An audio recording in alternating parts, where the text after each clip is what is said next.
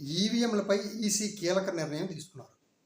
ఏదైతే గుర్తుతో పాటు అభ్యర్థి కలర్ ఫోటో కూడా అసెంబ్లీ ఎన్నికల్లో, బీహార్ అసెంబ్లీ ఎన్నికల నుంచి ఈ యొక్క కొత్త విధానం అమల్లోకి వస్తుందనేసి ఆయన కీలకమైన నిర్ణయం తీసుకున్నారు. చూడండి, ఎన్నికల కమిషనర్ పైన, ఈవీఎంల పైన భారతదేశంలో పెద్ద ఎత్తున ఒక గందరగోళం ప్లస్ అనుమానాలు ఉన్నాయి.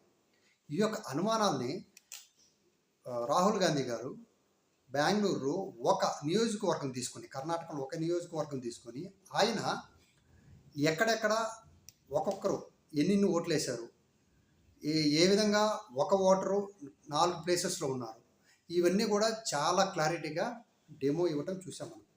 దాంతోపాటు దానికి క్లారిటీ ఇవ్వకుండా ఎలక్షన్ కమిషన్ తప్పుకుంది. అయితే ఆంధ్రప్రదేశ్ విషయానికి వస్తే ఆంధ్రప్రదేశ్లో 12 లక్షల ఓట్లు ఎక్కువ వచ్చాయి. దాంతోపాటు సీసీ కెమెరా ఫుటేజ్ ఇవ్వలేదు. దాన్ని 48 అవర్స్లో డిలీట్ చేశారు. రెండోది, ఒక 1 అవర్ నుంచి 1 అవర్కి ఏదైతే ఎలక్షన్ పోలింగ్ పర్సంటేజ్ బాగా పెరిగింది. అది ఎలా పెరుగుతుంది? రెండోది, ఫైనల్ రిజల్ట్ ఓ విధంగా వచ్చింది.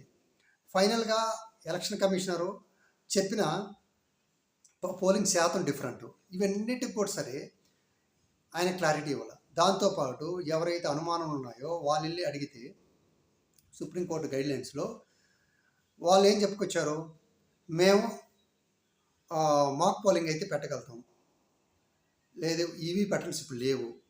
ఇలాంటివన్నీ సరే అన్నీ ప్రజల్లో అనుమానాలు వచ్చాయి. చూడండి, ఈ విధంగా అనుమానాలు రావటం వల్ల ఈరోజు ఈ గవర్నమెంట్ వచ్చింది, రేపు ఇంకో గవర్నమెంట్ రావచ్చు, మళ్ళీ ఆ గవర్నమెంట్ తర్వాత ఈ గవర్నమెంట్ రావచ్చు.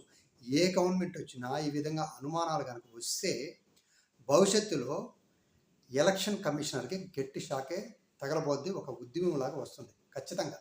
ఎందుకంటే ఎలక్షన్ కమిషనర్ ఒక ఇండిపెండెంట్ బాడీ, వాళ్ళు కరెక్ట్ నిర్ణయాలు తీసుకోవాలి.